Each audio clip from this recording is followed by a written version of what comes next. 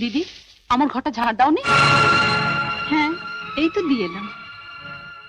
কি হয়েছে মেজো বউ? দেখুন না মা, যেই আমি একটু বাথরুমে গেছি অমনি সুযোগ বুঝে আমার ঘরটাতে ঝাঁটা বুলিয়ে পালিয়ে এসেছে।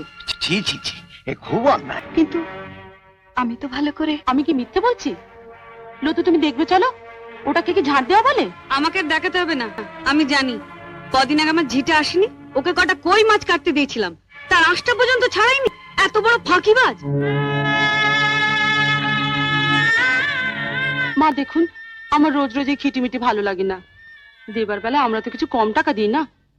আপনি বরং আমার কাজের জন্য আর একটা ঝি রেখে দিন। কেন? ও থাকতে আরেকটা ঝি রাখবো কেন? ও তাহলে সারাদিন কি করবে? বসে বসে গিলবে? বড়দা কম টাকা দেয়, কোথায় খেটে খুটে পুষিয়ে দেবে তা না। যাও, ওর ঘরটা ভালো করে ঝাড় দিয়ে পরিষ্কার করে দিয়ে এসো। যাও যাও, ওর ঘরটা ভালো করে ঝাড় দিয়ে পরিষ্কার করে দিয়ে এসো। যাও। ওকে তো পাঠালে, কিন্তু পরিষ্কার কি হবে? কেন? ঝাড় দিলে তো ঘরের ময়লা সাফ হবে, কিন্তু তোমার মেজে বউয়ের মনে যে ময়লা জমেছে, শতবার ঝাড় দিলে তো সে ময়লা সাফ হবে না, যদি না ওকে ঝেঁটিয়ে বার করে দেওয়া হয়। আজ আসুক আপনার মেজর ছেলে। কি? বাবা তোমাকে এত বড় কথা বলেছেন?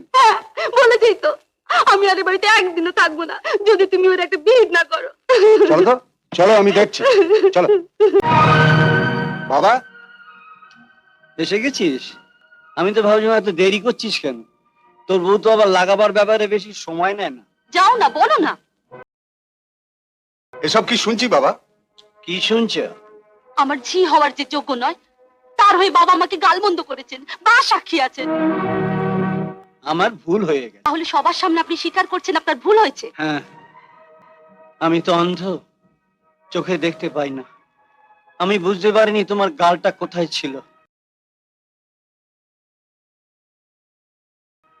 আমার তখন উচিত ছিল তোমার গালে একটা ঠাস করে চড় মারা। আমি তা মারতে পারিনি। ভুল তো আমার হয়েছেই। শুনলে মা, শুনলে? তুমি কি গো, ওর সামনেই তুমি ওর বউকে গালমন্দ করছো? নিজে চাকরি বাকরি করো না, ও টাকা দিচ্ছে বলেই তো সংসার চলছে। চাকরি করি না, ভাবছি ব্যবসা করব। ব্যবসা? তুমি চোখে দেখতে পাও না, তুমি আবার কিসের ব্যবসা করবে? ভেড়া বেচবো। ভেড়া? ভেড়া বেচবে? আমাদের বাড়ির পাশে একটা মাংসের দোকান আছে, শুনেছি ওরা ভেড়া কেনা বেচা করে।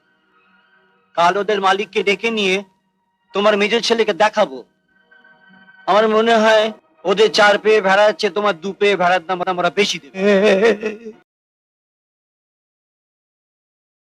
তুমি আমাকে ভেড়া বললে? ও, তুমি বুঝি দেখেছো দোকানে পাঁঠাও বিক্রি হয়?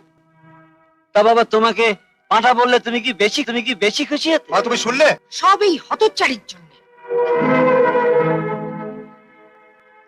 আচ্ছা যাও, আজকাল কলকাতায় ওই ভেড়ার দাম বেশি না পাঁঠার দাম বেশি? তুই থাম, তুই আবার এর মধ্যে কথা বলিস কেন? না, আমার আবার দয়ার শরীর তো, কারো দুঃখ আমি দেখতে পারি না।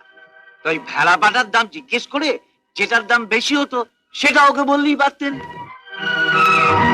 যার বউ ঝামেলা পাকিয়েছে তার সঙ্গে গিয়ে কথা বল।